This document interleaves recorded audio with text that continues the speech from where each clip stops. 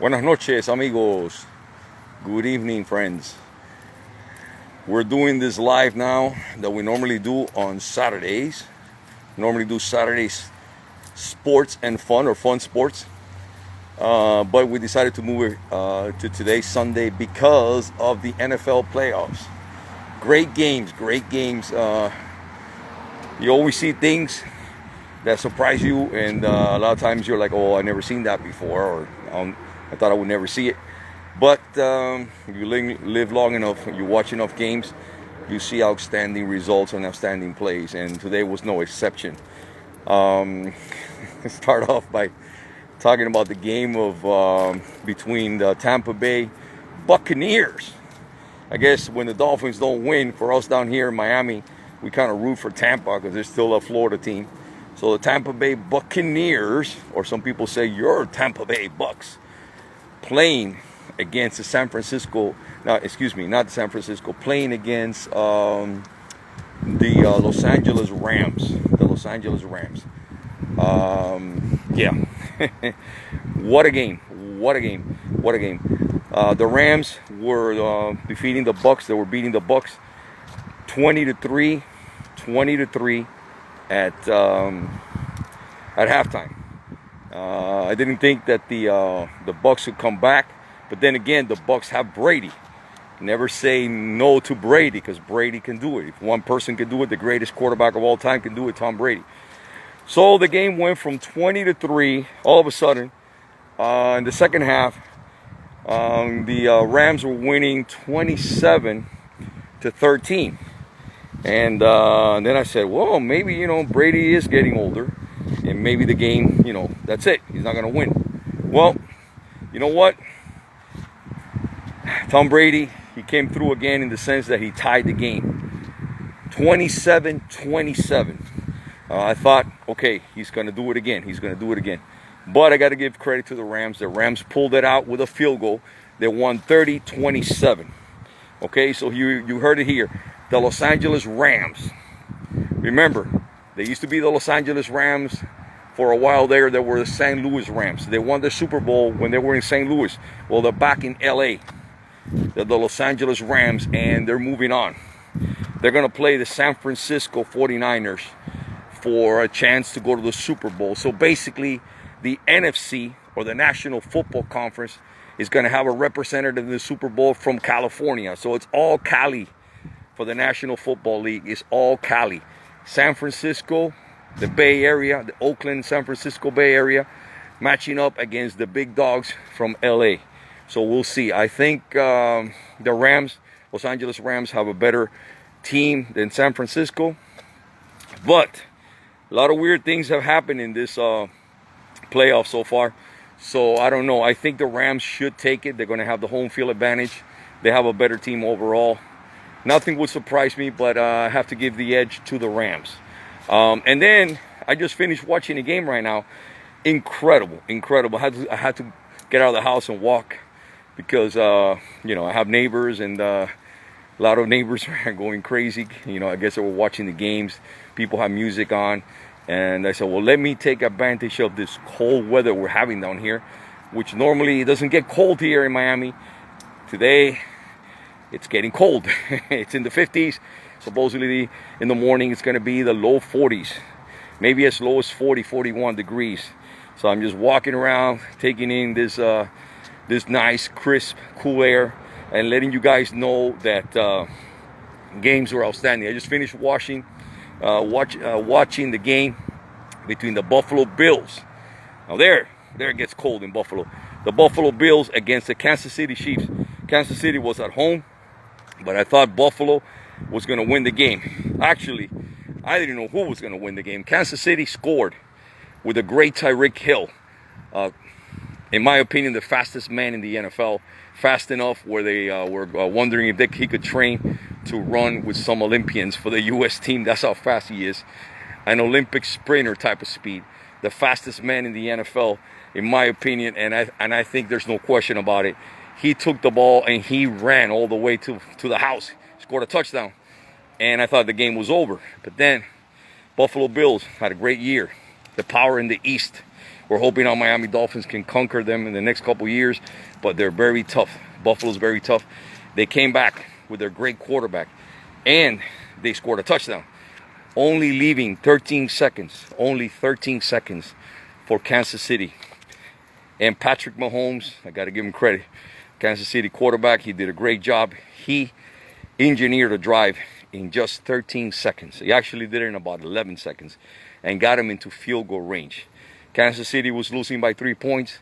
He got him close enough where the kicker for Kansas City was able to make a 49-yarder and send the game into overtime. If that wasn't incredible enough, then Kansas City wins the toss of the coin to start the overtime, knowing that if they score a field goal, Buffalo still has a chance to come back and beat them. Because you must score a touchdown, or if you score a field goal, the other team has to fail to score. Well, Kansas City didn't play it safe. They went for the jugular, they score a touchdown, and they defeat the Buffalo Bills. So now Kansas City is going to welcome the Cincinnati Bengals, another surprise team. Cincinnati Bengals are going to be meeting. They're going to be traveling to Kansas City to take on the Kansas City Chiefs. So now we know Cincinnati Bengals, a team that had not been in the playoffs in about 30 years, that had not gone to a championship game for the Super Bowl since 1988. They're going to be matching up against the Kansas City Chiefs.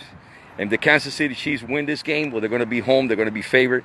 It will be it will be 3 Super Bowls in back-to-back years. Now, they won 2 years ago. They lost last year to the great Tom Brady. So they're 1-1. But this will be epic for them to go back a third time with a chance to win 2 out of 3. And that is, to a certain extent, a dynasty. Not the type of dynasties, New England style. Not quite yet. Or Pittsburgh Steelers style. You know, the terrible, what do they call them? The terrible, the Steel Gang. But nevertheless, pretty impressive, especially nowadays with all the free agency and all the way that they run the NFL, where they want teams to be equal and not necessarily dominate so much.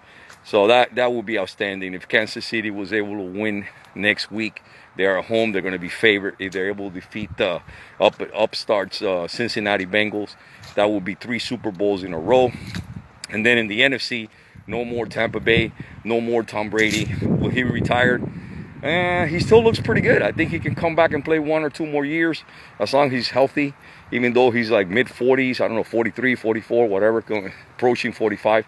I think Brady can still play. Just a question whether he wants it or not. Believe me, Tampa Bay did not lose because of him. They lost because the Rams just happened to play a little bit better.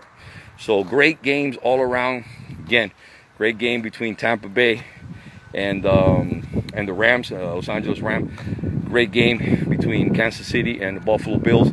Great game between Cincinnati and Tennessee, the Tennessee Titans, which were the favorites in the AFC. Actually, a lot of people thought they were a little bit better than the Chiefs, but they got taken down by the Bengals. So great games all the way around. And then San Francisco took care of business.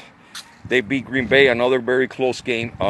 We don't know if Aaron Rodgers might be the last game that he plays for the Green Bay Packers. So when he waved goodbye to the fans at Lambeau Field in Wisconsin, Green Bay, Wisconsin, that might have been it for him. We don't know if he's going to come back and play again. 17 years with the Packers, being a 2-time MVP, Super Bowl champ also. So we don't know what's going to happen there. Again, another great game. So all 4 games were great. We're down to the last 4 teams. And it's going to be Kansas City welcoming the Bengals for the AFC. And it's going to be the Rams welcoming the San Francisco 49ers for the NFC. We're supposed to have a guest come in today, talk a little bit about sports and what's going on. I don't see him here yet. You guys know him as the great comedian, the king of laughter, el rey de la risa, Edgardo Rubio, but I believe he's with his family. Very cold. Maybe they're making preparations. Maybe they're doing a bonfire. Maybe they're roasting marshmallows. I don't know. He's supposed to be coming in. He said a little bit after 10. I got to get up early. I got to work tomorrow. But we moved the we moved the report, the Saturday sports or fun and sports or fun sports. We've called it so many names because we do so many different things. It started out with Mr. Energy Sports, and then we named it Mr. Energy Fun Sports because we do have a good time, and sometimes Larney takes over the show, and we have a comedy here with some of the energetic personalities that come out. Now we just call it Sports and Fun, but I need my comedian here with me. And I'm wearing the mask because it's cold. It's cold. I'm not worried about COVID here, but it's cold. Nobody's out. So the mask actually helps for that. So if Edgardo doesn't come in, we'll just send this to him, and basically talking about my colleague, and hope he's doing well. I think he recovered from COVID recently. So just got to be careful. He's got to protect his lungs. Very cold. That's one good thing about the mask. Sometimes I don't want to wear the mask because it's hard breathing, especially when you're exercising or walking. You guys see me in the gym all the time. But when it's cold like this, the mask does keep the cold air out. So again, I think, I believe that in my gut, I think that Kansas City is going to beat the Bengals. So I think it's going to be, and I think the Rams are going to beat the Niners. So I think it's going to be the Rams against the Chiefs. Okay? And let me tell you, should be a heck of a game. But we'll see. We'll see. And other news, the Hurricanes are on fire. The Miami Hurricanes football team looks like they're going to be really, really good. Mario Cristobal was doing wonders recruiting this weekend. He had a lot of blue chip players, 5 stars, which are the optimum, the best of the best. You can't get any better than 5 stars as a high school player, and 4 stars, which are almost as good. Basically, he had the whole school packed with dozens of the best players from around the nation that are either juniors, that will be going to college in 2023, or in some cases sophomores. But these guys are going to be the best players in the next year or two. So the next 2 recruiting classes that he's going to have looks like they're going to be stacked with talent. It's just a matter of how strong does he close the 2022 class, which the official signing date is February 2nd. Now they do have early signing date, which they have now for the last couple of years in December. I believe it was December 15th. But now they finish up closing the class February 2nd. So he signed about 10, 11 players, and he's got 3 from the transfer portal, the famous transfer portal, where disgruntled players come from other teams. That doesn't mean that they're bad or that they have some kind of problems. It's just it didn't work out for them. You got to remember, these are young men. Sometimes they make a decision that doesn't work out. So they got one of the best receivers in the nation from the transfer portal. He just, I don't know, for whatever reason, he wasn't happy at Clemson. But he's got a lot of talent. And they got a tremendous running back that not necessarily wasn't happy, but that his running back's coach, was at Ole Miss, and he happened to be hired by the University of Miami as a running back coach. So I guess you want to come down and play for him. He's from Columbus. So it looks like we're going to be stacked at running back, having 4 or 5 of the best running backs in the nation, along with our great receivers. A lot of weapons for Van Dyke, our quarterback, that's probably going to be in the top 6 or 7 for Heisman consideration, which for you that don't know, Heisman is considered the best player in the nation. So I think it's going to be very exciting for Miami. And he's doing a great job. I mean, Mario Cristobal was doing a great job. In fact, he almost led the team, the basketball team, to a comeback victory. I don't know if you know that the Hurricanes were playing the Seminoles in basketball at the West Coast Center in the University of Miami on campus, the basketball stadium or arena, and the Hurricanes were getting killed. I mean, the score was 43-19 at halftime, and Mario Cristobal did an impromptu cheering where he basically got a mic and started basically egging on the crowd and getting them all pumped up. And the energy in the building, I was there, the energy in the building was incredible. He pumped it up to the decibels where it was so loud you couldn't even hear yourself think. And basically what he did was he pumped them up where they made a comeback. The Hurricanes made a comeback and almost pulled it out. They ended up losing the game 61-60, but nevertheless, it was a tremendous effort. So not only is he a great football coach and a great recruiter, he just knows how to pump the crowd up and get the students and get the players ready. People are like willing to run through a wall for him.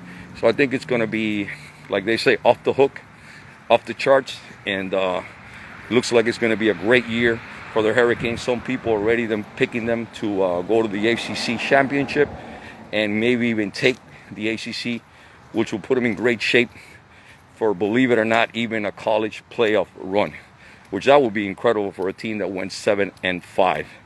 Again, things are looking up for the University of Miami, and the guy's got he's got a lot of energy. I mean, the energy that they had, from what I've read, and my colleagues are giving me information that were there for this weekend, beginning Friday, yesterday, and today, the recruits coming in were just raving about the energy, the new coaches. So I think we're going to have a great football team. Maybe it's not the Dolphins, maybe it's college. But then again, the Hurricanes, the football team has won more championships than the Dolphins. The Dolphins won 2, the Hurricanes won 5. So what can I tell you? There's probably a lot more fans of the Hurricanes football team down here than the Dolphins. But that's the main 2 stories that I have for you guys. Now I'm see if I can bring my colleague in, and let me see if I can charge the phone. It's so warm inside the house. I actually prefer the cold air. Let me see if I can bring my colleague in and give the phone a charge. Let me see where he's at. Oh, there he is. Excuse me, I gotta go upstairs. I'm trying to get more charge for the phone, and see if I can get my friend in here. It's gonna be dark for a second, guys. Just working my way upstairs. See if Larney's here. Well, maybe I run into Mantequilla, or I run into the Tio. The Tio's supposed to be, apparently he claims that he's Edgardo's father. Don't know too much about that. He claims to be Edgardo. Come on, and give us some info on if he's heard about. Oh, there he is. Hey, Have you heard about anything about your father? About your so-called father, Tio, Luis Enrique oh, Williams, and oh, here? other than his hat was stole from him by lightning, I don't know anything else. Oh, okay. I have to sit down.